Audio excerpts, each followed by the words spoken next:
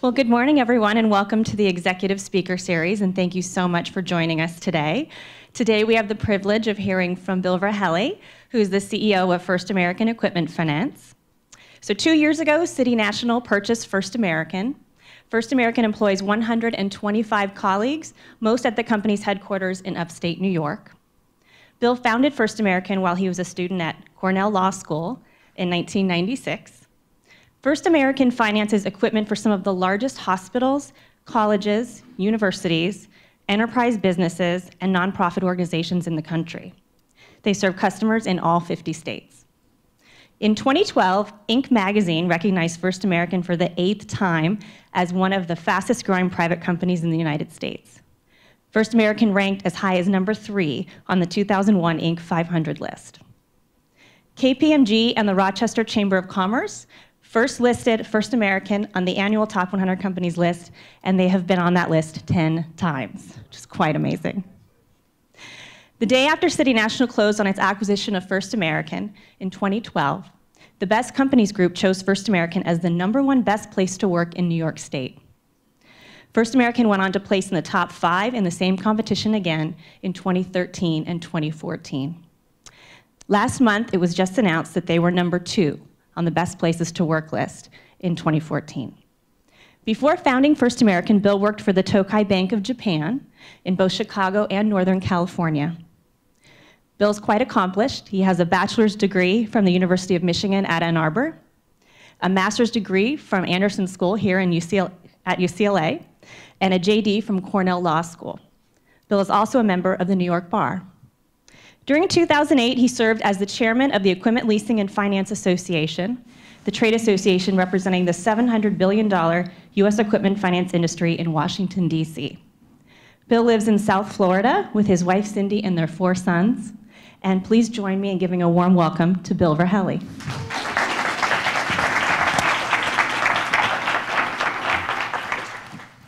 Well, thank you very much for that kind introduction, Kelly. I appreciate that very much. I thought you might be talking about somebody else at one point there. That was so nice. About 10 years ago, a reporter wrote a piece about my career, and he asked me how I felt about my career. And I told him that I felt like I was the luckiest man on earth. And he actually took that quote and put it in the article and put it in a call-out box in the article as well. And as I was reflecting on my career in preparation for this today, I hate to jinx myself here, but I was thinking that 10 years later, I actually am even luckier than I was back then. I've been very fortunate, and I guess I wanted to start my remarks off today with a note of gratitude and a recognition that I've been very fortunate and very lucky in my career. I've had a lot of good things happen to me. I've had a lot of people help me get to where I am today. And as I think about my presentation today, I just want to make sure it doesn't come across as somebody who has all the answers or thinks they know it all. I've been fortunate over the years, and as you'll hear, I was fortunate to go to some good schools, but I actually started my career very slowly. I really didn't know when I started out what I wanted to do with my life, and it took me quite a while to figure it out. And a lot of people shared ideas with me during that time that made a big difference for me in my life, so that's what I'll share with you today. Whether you believe in luck, karma, or divine influence, I have been very fortunate. And as you'll hear, as we go on, the way I started my career was pretty slow. I'll get to that in just a minute. What I was planning to do today was to start with a quick overview of First American, and I think a lot of people in the room know quite a bit about First American. Some probably don't know very much, so I'll just cover that very briefly. And then, per the instructions of the assignment, I'll talk a little bit about my family and how I grew up and my background. I'll talk about the history of First American, which actually kind of ties into that. As you'll hear, that company was something that we started about 20 years ago and started very small, grew over a long period of time. And then I'd like to conclude with some thoughts about some ideas that were shared with me early in my career as a CEO, and some of the ideas that really affected the way I looked at my responsibility as a leader. Some things that, some of them are a little bit controversial and you might not agree with all of them, but I think things that are worth thinking about. Does that make sense? Does that seem like, okay, great. So First American is a Illinois corporation. The actual legal name is First American Commercial Bancorp, Inc., and it still exists. First American was owned by myself and another individual, and it was sold to City National on April 30th of 2012. Now it's a wholly owned subsidiary of the bank. And the business that First American is in and has been in for almost 20 years, it was organized in 1994 and it really started business in 1996. And the business that First American is in is capital equipment financing, so financing equipment that are used in businesses all over the country. And it really is all over the country. First American has customers in all 50 states. I thought, rather than me telling you all the details about how First American work, I've got just a very short video clip that I'll show here, and I think it gives you a little bit of insight hearing from our customers what it is that First American does. First American is very unique. It's much more than just an asset management or a leasing company. They have almost a one-on-one relationship for all aspects of the lease itself. First American's given us a really personal touch with the relationship we've built with them. We have a close relationship with our account managers.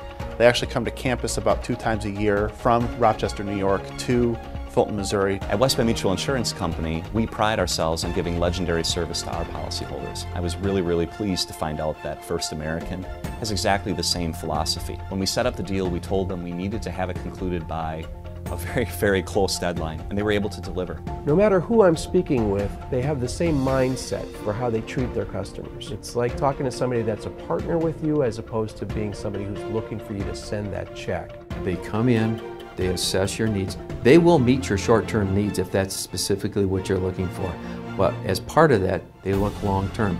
They ask me what my capital plans are for the next 3 years. How is that going to fit in? I can call First American and say, and put them together with my technology director and say, these are the units that we want, this is the equipment that we need, please give us a quote. They're always competitive, they're always on the market, the process is easy. The actual paperwork that we had to go through was understandable and easy to fill out and very easy to understand. They presented us with several different options, and we were able to make a very easy decision from that because we understood what our options were. Because of the leasing that we do here, we are able to basically get world-class technology. We were the first university in the area with several things, and part of it has been because of the leasing. It just basically helps us keep cutting-edge, state-of-the-art classroom technology. Relationships are really important, and when I meet people, I look into their eyes, and I'm looking to see whether or not it's somebody that I feel really believes in the mission that we're trying to accomplish here at Aunt Martha's. And I've been able to get that trust level from First American. First and foremost, they're a solid company. I did my research on the company.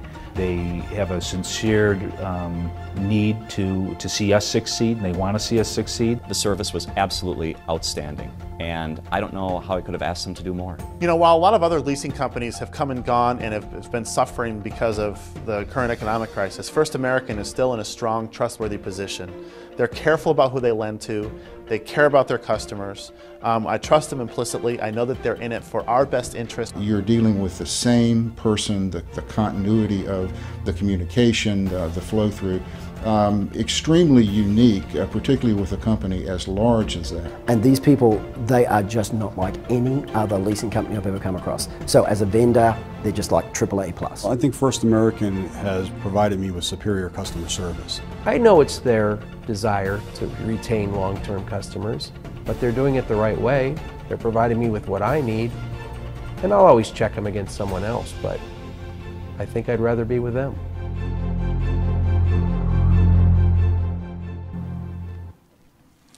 So very much similar philosophy to what you see at City National, which was part of the reason for the fit, I think, between the organizations. Very customer focused, concierge level of service, targeting the type of clients that are very creditworthy and anyone would want to do business with, and you really have to earn their business through relationship and delivering added value.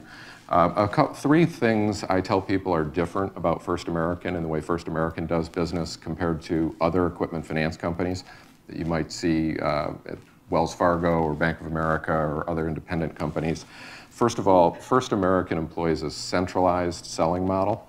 So out of 125 colleagues, we actually have almost all of our employees in Rochester, New York, in upstate New York, and we service customers all over the country from that location. We use a lot of new technologies, we use video conferencing, we use other means in order to sell without having a branch system where you have representatives that are physically where the customers are located. That's quite different. Our operations model is a little bit different. We really focus on very creditworthy clients, so we have an operations model where we have a single high-level sort of concierge point of contact for our customer, and our operations people do talk to our clients, and in fact we keep the same operations person with the client for the life of the relationship, and that's different than the way many of our competitors do it with more of an assembly line process that's behind the scenes. And then the third thing that's different is our hiring model. And part of that relates to the fact, actually, you know, the history is that when we were a very small company, we just couldn't afford to hire people with experience. So it was born out of necessity at the beginning. But as the company evolved, we realized that our model was so different, hiring people from other organizations who did the equipment finance business at US Bank, we really were doing it quite a bit differently than US Bank did it, so it wasn't so valuable to hire people away. And we really committed and doubled down on the idea of hiring early career professionals, hiring people right out of colleges and universities to staff the business. And that, of course, poses a big training burden on a small business, but we've really had a different hiring model as we've gone along. So the next, and this is the last video I'm going to show you, and this is very short.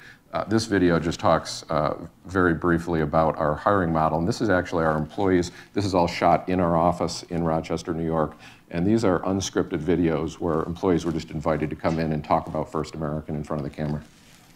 It's just a couple minutes. We're very fortunate that we have people that believe in the vision and work hard every day to figure out how we're going to revolutionize this industry.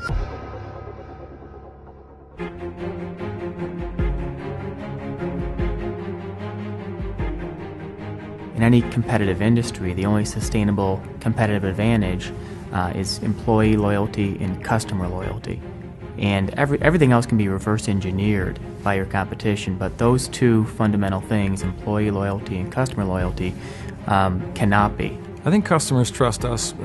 We develop that trust over time. It's, as you know, trust isn't something it's not a switch that gets thrown. It's something that it's a series of events where you do what you say you're going to do. Values at First American do include integrity, a strong work ethic, honesty, the drive to build those long-term relationships, and to take the higher road.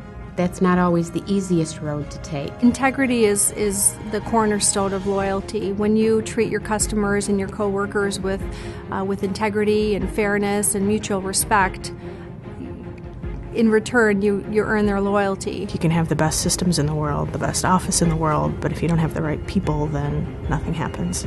We need to have a great product and a great service, which we do, but also I think that part of it has to do, again, with the people and getting that individual service that sets us apart. In everything that we do, there's this sense of working for a greater purpose. We recognize that without the success of our clients, our success doesn't exist. So we continue to look for opportunities to continue to build upon the success of our clients and therefore the success of First American. When I was hired at First American, I realized that you can have a perfect job. You can have a great job that you look forward to going to every single day. I'm excited to come to work because every day the possibilities are endless. You know, I have an opportunity to really make a difference for myself and for the entire company. I don't feel like I'm just coming to work and working a job every day. I'm coming here because we have a mission, we have a larger mission at hand, and that's just something you have to be loyal for and something you have to be excited about.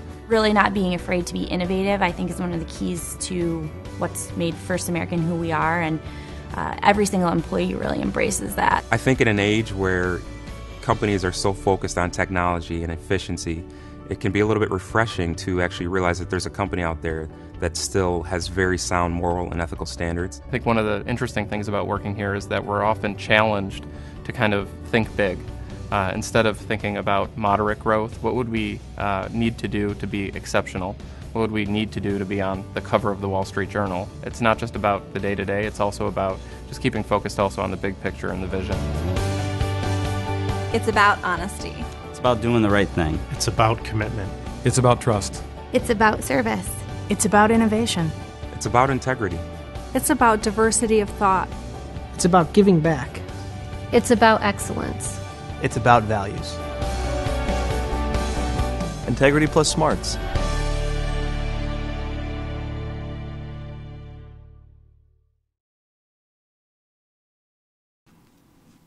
So we talk a lot about the fact that ideas are important, and it's important to control what you think about and control ideas and business concepts.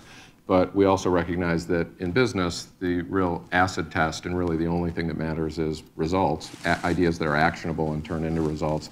So you might be sitting there wondering, so how are you doing with all that stuff? And I thought I'd just run through real quickly a few indicators. So one of the reasons the company was purchased by City National, I think, was because there was an opportunity to bring a lower cost of funds to a business and a lot of resources to a business that had a few things going in the right direction and make it much better.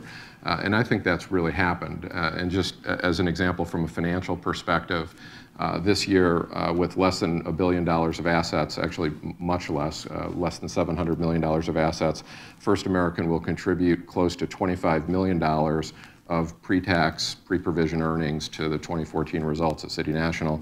From a credit perspective, it really is very similar to what's been done here so successfully at City National.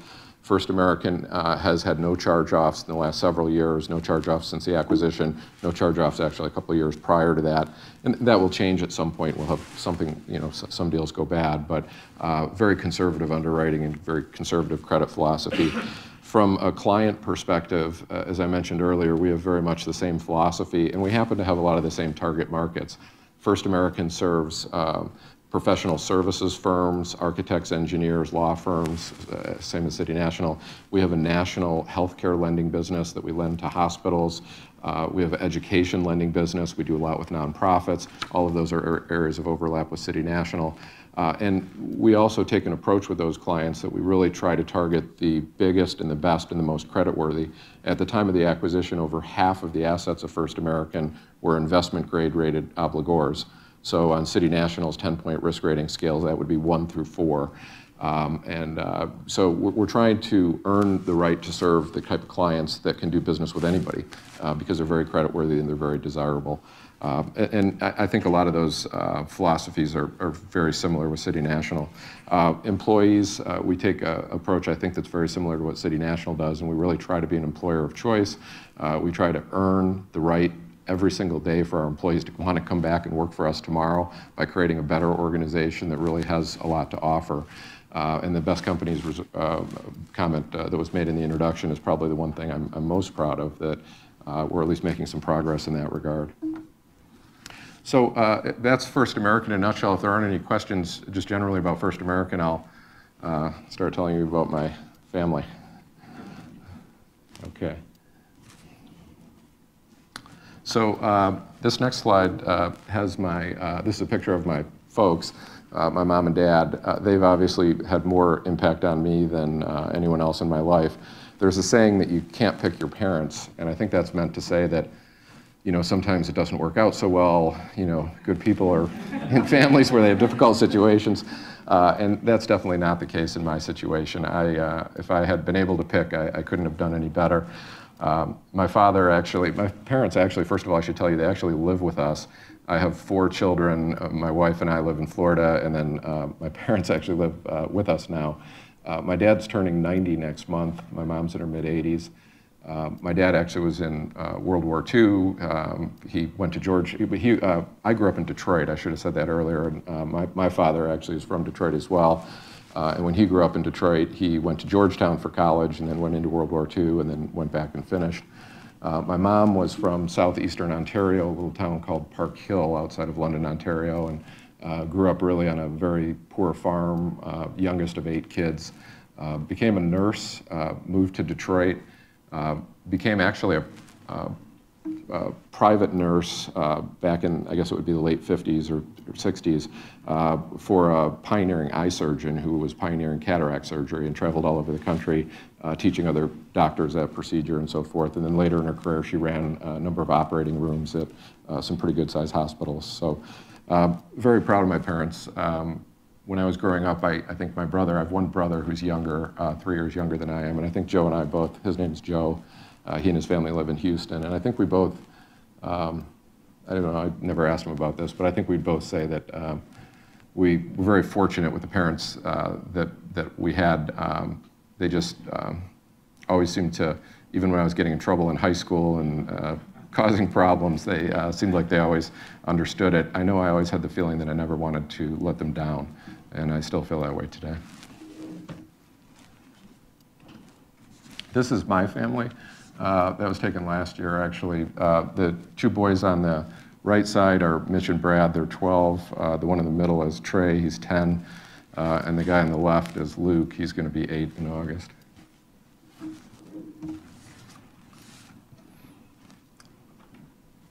Whoops. This is a picture of the kids in Florida. We actually reside, I probably have the longest commute of any of you guys to this office. I live in South Florida. I had to come in last night. It was that far. We've lived there for about 5 years. Before that, we lived for 10 years in upstate New York, and I do go back and forth there quite a bit with the company being headquartered in Rochester. And before that, my wife and I are both originally from Detroit. I had moved around a little bit, and as was mentioned in the introduction, I lived in Southern California for about 4 years early in my career, and I lived in the Bay Area for a few years, and in Chicago for a couple of years. So,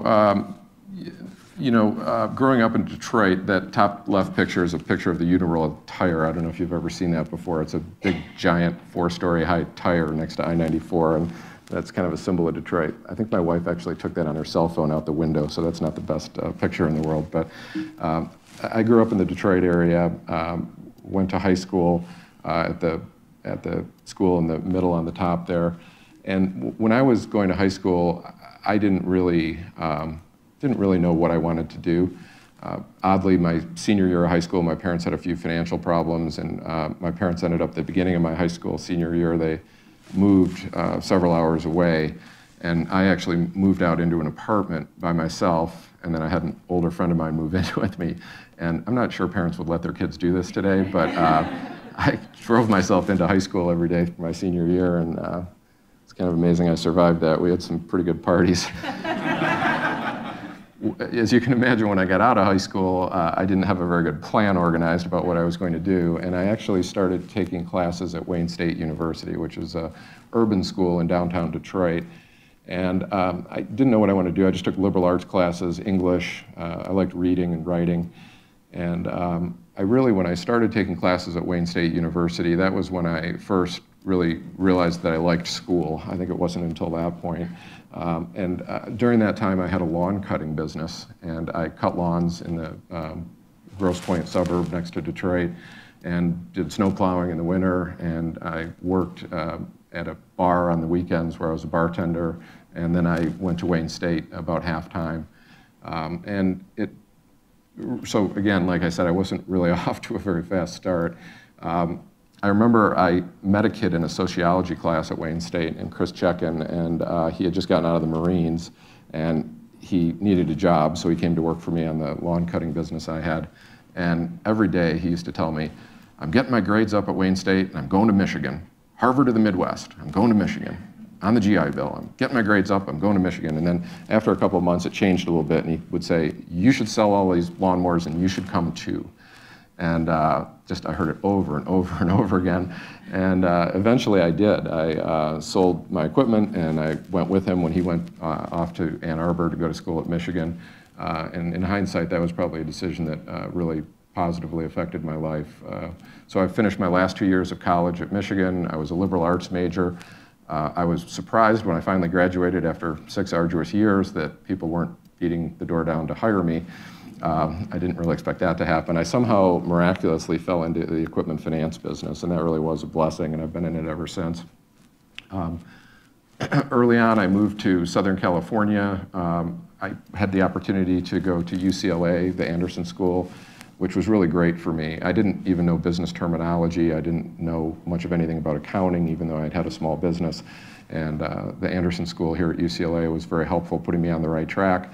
That opened up doors for me to get a job at Tokai Bank of Japan, which was a great bank, and really had a good career there for several years.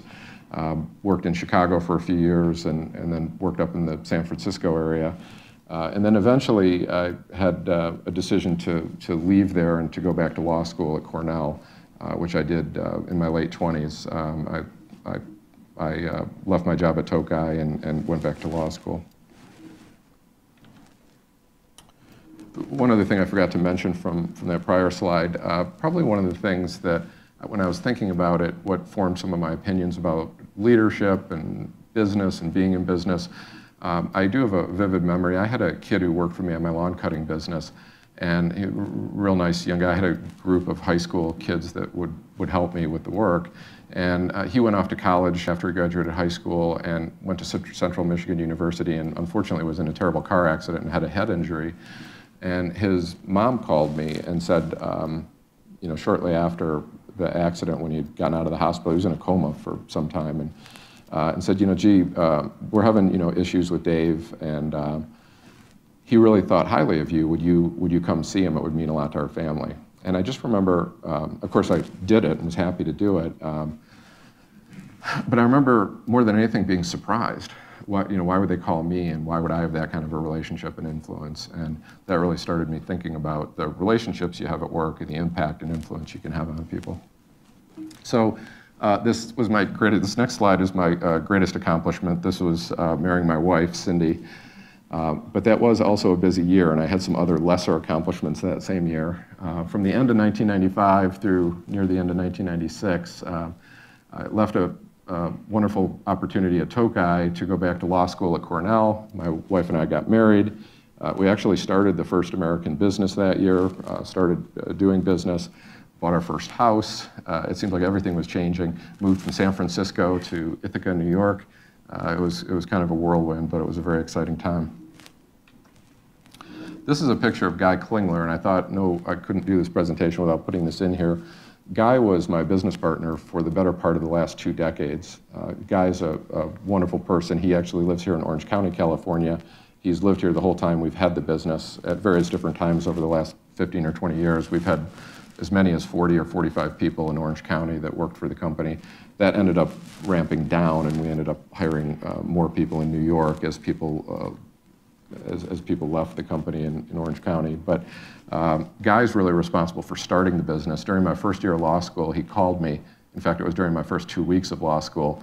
And he said, he used to call me Billy. He said, Billy, let's start that business that you wrote a business plan for at UCLA. And I reminded him that I got a B on that business plan at UCLA. And I wasn't really too concerned about that, but I was concerned that it was very hard at law school. It was a full-time program, and my head was spinning a little bit after only 2 weeks. And I tried to explain to Guy that, look, people here, they don't even have part-time jobs. You can't start a business and go to law school. It's just not going to work. And in his typical fashion, he said, yeah, I hear all that. Okay, here's what we need to do. Next week, you need to do this, and I'll do this, and we can get this going, and it's going to be great. So the call ended like that, and we started the business, and it worked out very well. But I'm not sure I would recommend doing it that way, but I was able to get through law school and pass the bar, and we did get the business started. This was First American's first office in upstate New York. This is on the Commons in Ithaca. It's actually called the M&T Bank Building. And now this was not our office. Our office was 800 square feet on the back corner of the 4th floor. It overlooked the alley and the dumpster. I think I have a picture of the interior of that office. This is, we actually just got rid of this furniture a couple of years ago when I saw this. This is the oldest picture in the First American archive. You can kind of see the wear with all the spots on it. But more interesting than all of that, or the furniture or the picture, is the person in it. Lori Dennis came to work for us. This has got to be at least 15 years old. She was an animal sciences major at Cornell, was probably one of the first 6 or 8 employees in the company. She's still with us today. She runs our whole healthcare business. She's run our entire operations business for our entire operations for the whole company for 8 or 10 years. She ran our asset management business, which is a very important part of the business we do because we rent equipment, and when we get that equipment back, we have to resell it, and that's where a large part of our profits come from. She ran that. She's done other things, and just recently she took over our national healthcare business. But that's a little history of what it used to look like. And this is just, I won't go on too long about this, but this is probably more interesting for me than it is for you guys. But this picture I thought I had to show you because these 4 people are actually 4 people in the top management of the company. The gentleman on the left, Adam Fay, in the red shirt, runs our operations department. Mike, next to him, runs all of our national sales. Lori, who I just mentioned, is next to Mike. And then Alan Sikora on the right is our president. But this picture was probably taken over 10 years ago when they were all with the company for like a year, and they were probably all interns or something like that. And it's just funny that they're all in the same shot together. And I thought, just in case there were any compliance people here, in full disclosure, I wanted to show you upstate New York in the winter. It does get rough. Last year, particularly, you may have heard, was a very tough winter. It's actually really, and having lived there for over 10 years, it's a beautiful place, and it's beautiful in the winter, too. This last winter was pretty tough. I think this picture was taken out the window of our office at the building below us on the hill. But it was a very difficult winter this year.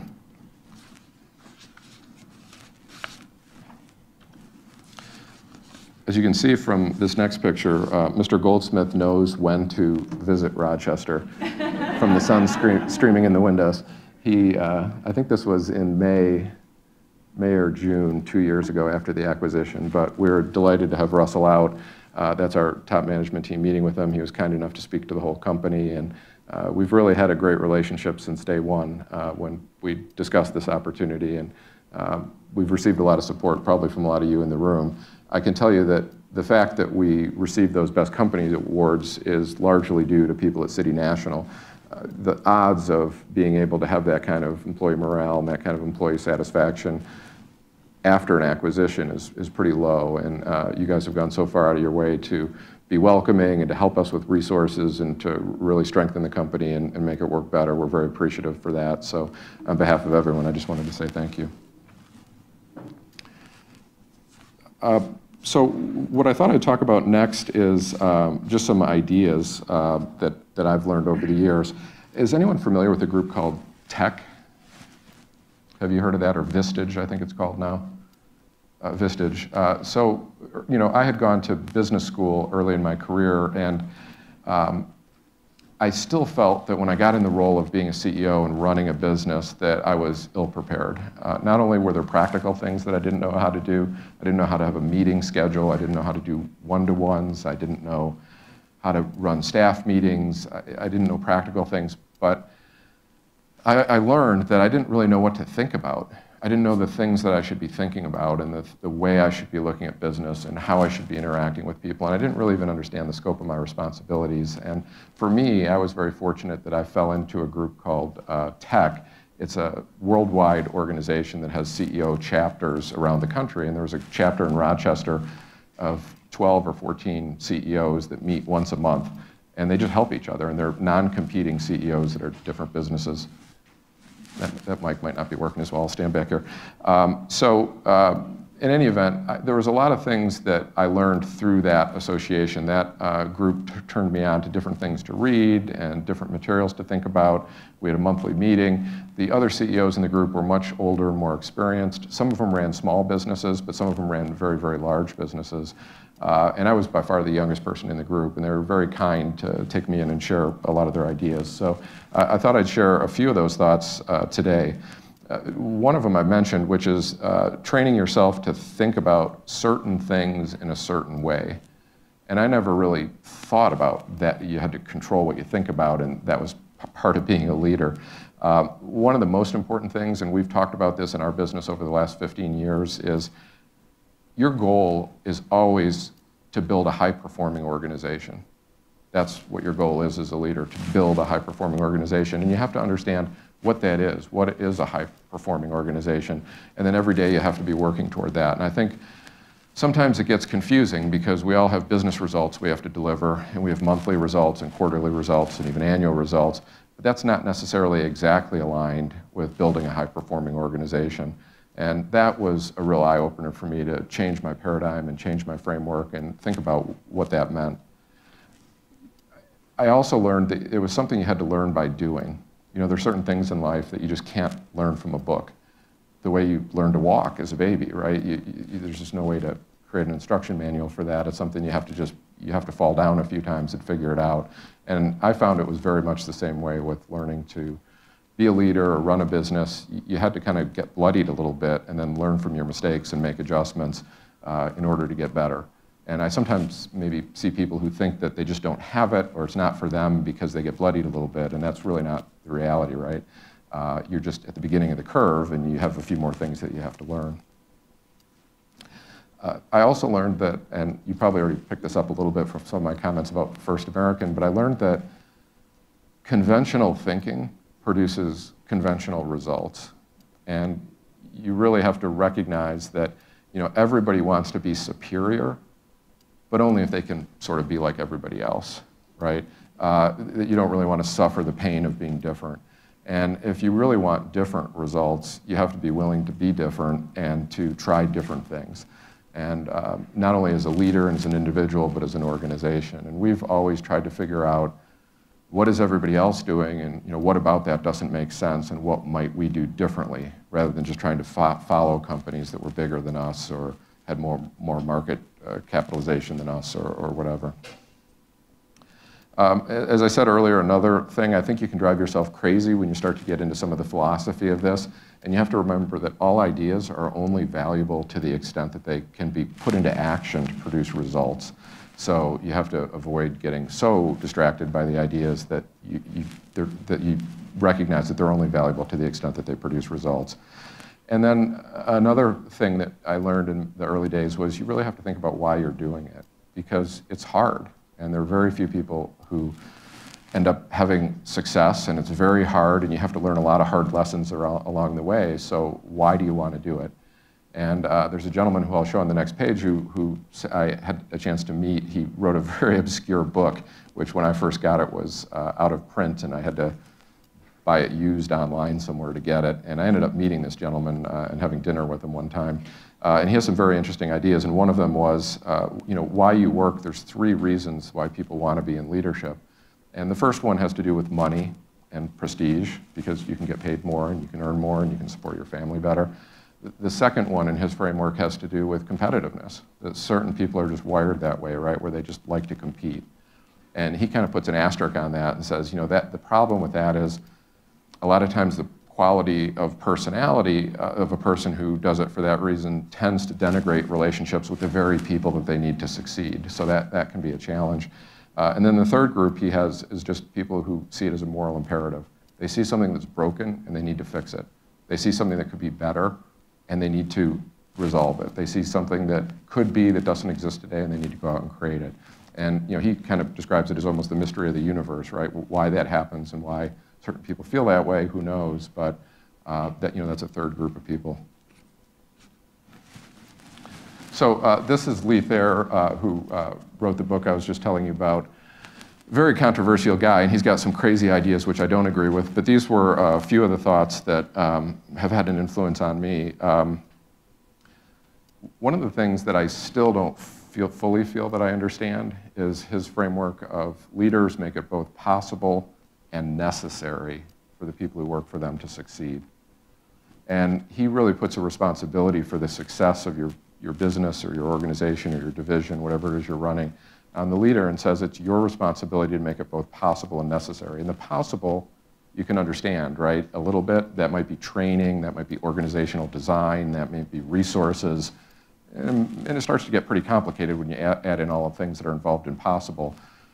But when you think about the necessary, that's the one we don't talk about so much. How do you make it necessary for each person?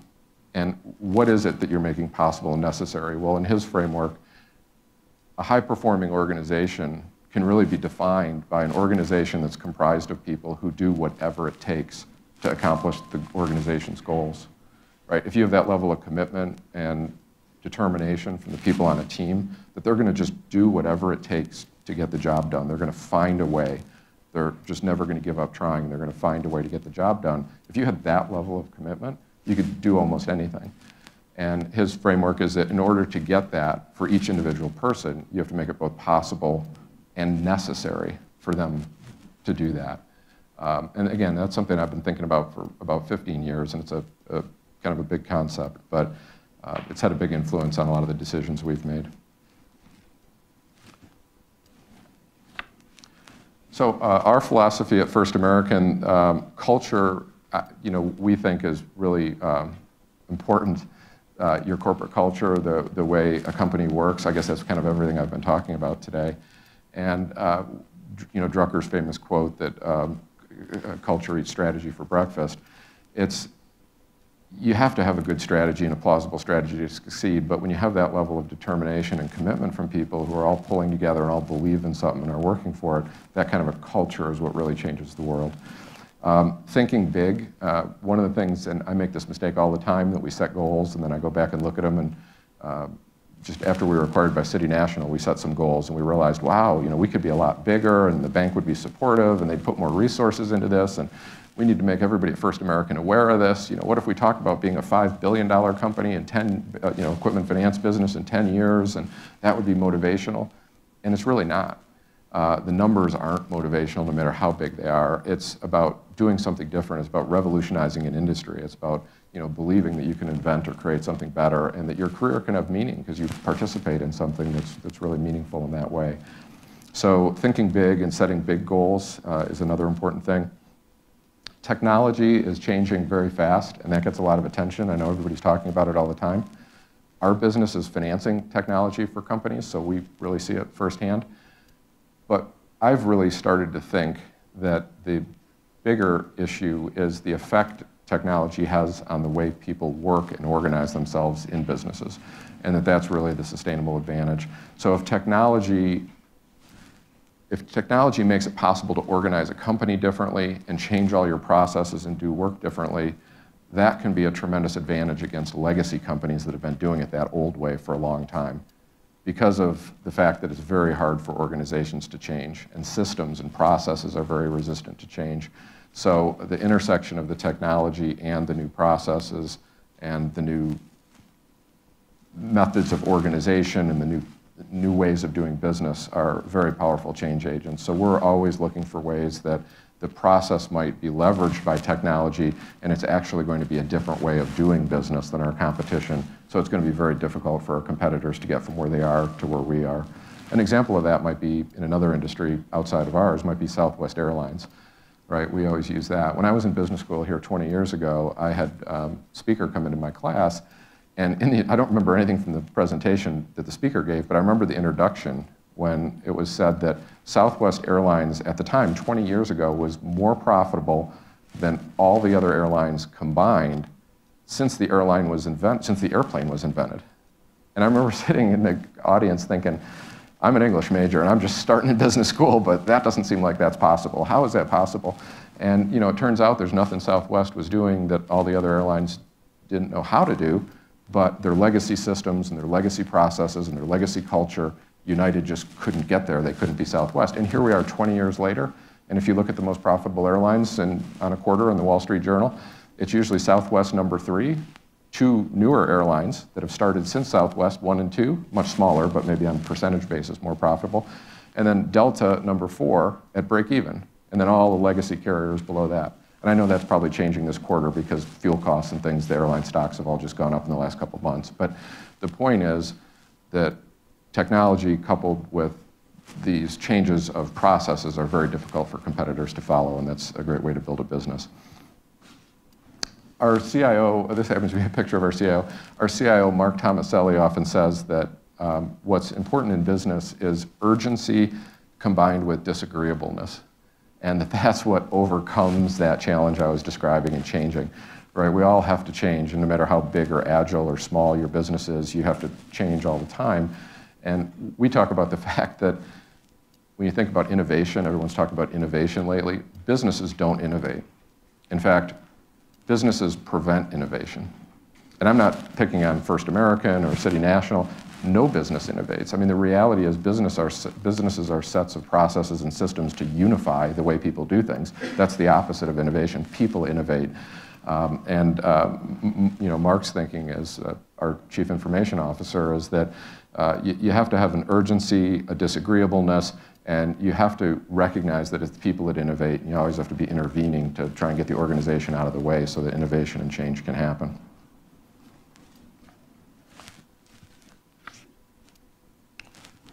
So another thought that I learned was that leaders are responsible, right? I mean, if you're not getting the results you want, if you don't have the kind of high-performing organization that you feel you deserve, you really have to be reflective, and that's the painful part of being a leader or being responsible is that, you know, we try to take a very hard look that, you know, before we start pointing the finger or blaming, that we're probably getting the results we deserve. We're probably getting the results that we fostered. You know, we're probably growing the crops that we planted because we've created an environment that's producing these results. And so we really work hard to resist the blaming and try to be introspective about what it is that we're doing that's fostering the problems. And as I said earlier, you know, one of the things in our organization we really talk about all the time is how do we make a better company so that we can earn the right that the best and the brightest and the most talented people want to come work for us. And even if you're on the best, and quite frankly, we talk about the fact that if you're on the best companies list in New York, that's a problem, because then everybody's going to rest on their laurels and think we've got that figured out, so we don't have to change anything. And how can we keep pushing and driving to make sure that we're building the kind of organization that justifies and warrants the confidence that so many bright, talented young folks that come to work for us put in our company, and what can we do to make sure that they want to come back to work tomorrow? So as far as tactics go, you know, some of the things that we've really found work well, and they probably connect to the philosophy. So if you have a different philosophy, they might not connect as well. One is transparency, open book management. We just put everything out there, and it started with this open book management idea, you know, a decade or more ago, and it's really evolved to just everything is transparent. If you were curious in our company which salesperson was doing the best on a certain team, you would know. In fact, you wouldn't even have to look it up. We have digital signage all over the office with these digital TVs that have about 350 different scoreboards and dashboards that change, and it would probably show you at some time during the day when it just caught your eye who on that team was the leader. And if you were wondering who the effort leader was, who was making the most calls, you'd see that too. And if you were wondering in operations how somebody was doing compared to their peers in operations, you'd see that as well. So this transparency has really gone to an extreme, and the reality is colleagues like that, because you're creating a map and you're explaining to somebody how they can be a high-performing person and how their career can progress and what's important to you and what's important to the organization so that they know what to do with their career, right? And they know what they should be doing and where they stand. Flat organizational structure, I know as you get a larger organization that's difficult. We experienced that. We added 40 colleagues in the last year to First American, but every time I approve a promotion or something and it comes with we're going to create a new level, I always push back, because the flatter you can keep your organization. And the way we try to keep it flat is to build different groups that operate as autonomous little businesses.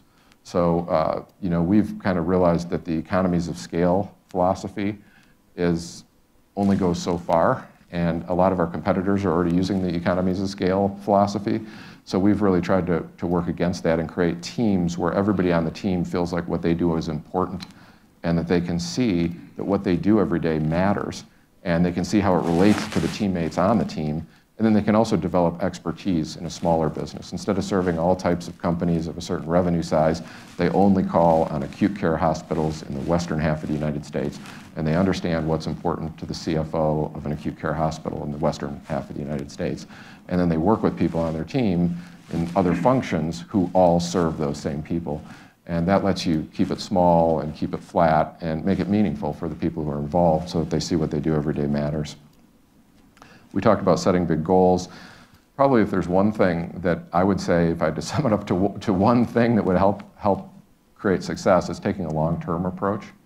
The longer I'm doing this, the more I try to think long-term about setting goals and where we want to go and what we're trying to accomplish and build. Instead of setting goals for business results, we think about what we want to be and what we kind of want to create and what kind of values we want to have in the organization. And then it's amazing that a lot of those short-term goals take care of themselves. Frequent open communication is another thing. I try to be up in front in a room like this in front of our colleagues. We have to, because of our room sizes, we have to break it into 2 groups, but every month. And if people have questions or wonder why the company's doing something or going in a certain direction, we try to foster the kind of culture where people feel comfortable to just ask. And it's great for me to be able to answer it in front of everybody. And that just takes out all the wonder what's going on and all the energy that gets wasted, and everybody's focused in the same direction because everybody knows what we're trying to do. So I know I'm almost out of time here, and I'd be happy to take any questions you guys might have, but the last thing, and I laugh on this one because one of the things on the list was career suggestions, and I'm not really sure you guys want to take career suggestions from me because I've been an entrepreneur and worked on my own for the last 15 years, but I'm going to tell you what I think anyway, and you guys can just discount it or discard it. Drive change. You know, it just seems to me, and I did work at a big company once. I worked at Tokai Bank of Japan, and I try to have breakfast with all the new people we hire at First American, and I'll do it in a group of 3 or 4. And I always try to tell this little story about when I worked at Tokai Bank of Japan. And when I first started, I was just a salesperson, and I worked in Chicago, and I reported into the headquarters outside of Philadelphia. And it was a 500-person subsidiary of the Tokai Bank that just did equipment financing in the United States. And the CEO of this 500-person company was a guy named Don Campbell. And I don't know, 6 or 9 months after I got the job with Tokai, we went to a meeting at headquarters, and I was partnered up for some reason to share a rental car with this guy named Phil Green, who still works for Bank of the West in the Bay Area, and he was in, and Phil used to work at Tokai, and he was at the meeting, and we were getting gas, and we were talking about these problems that we had in operations. The documents were coming out late, and they were coming out wrong, and so forth. And I said, yeah, I sent a memo to Don Campbell about that. And this is before email, and he said, you sent a memo to the CEO? And I said, well, yeah, I just thought he would want to know. And he said, well, what did he say? And I said, well, he didn't say anything. He's pretty busy, and I don't expect him to respond to my memos. I just wanted him to be aware. I gave him some things I thought we ought to be doing. And he said, and have you ever done this again? I said, yeah, well, I told him about this, and I told him about that. And he looked at me like I was from Mars, and he said, and you keep sending them? And I thought, wow, I've made a terrible mistake. So then that night we got back to the hotel, and I remember calling at the time my girlfriend, not my wife. I said, Cindy, I think I've made a terrible mistake. I sent these memos because I thought there was some stuff that could work better, and this Phil Green from the Bay Area, he tells me I'm crazy. In fact, he told me he wasn't going to sit next to me in the meeting because he was afraid he might get confused with me. And I said, and my wife, in her normal way, calmed me down and said, oh, I'm sure it's fine, it'll be fine. And it turned out I went on to have a great career there, and I'm still friends with Don Campbell, but when been promoted a couple times before I left. But when I left, he wrote me a wonderful note and congratulated me on going to law school at Cornell, and told me he keeps a file in his desk drawer with all my notes in it, and I've really made a material difference in the company, and he's so appreciative for that. And I try to tell that to every new person coming into First American, because the reality is, when you're running something, and a lot of you guys probably know this, the biggest problem you have is you get disintermediated from your customers and from the people who actually know what's going on, and you really want to know those things that aren't working right and could be better. Be positive. There are a lot of things. Identifying things that are problems is not being negative, as long as you come with a solution and you have an idea how it can be fixed, and you go to people in a way that's actionable. And so that's important.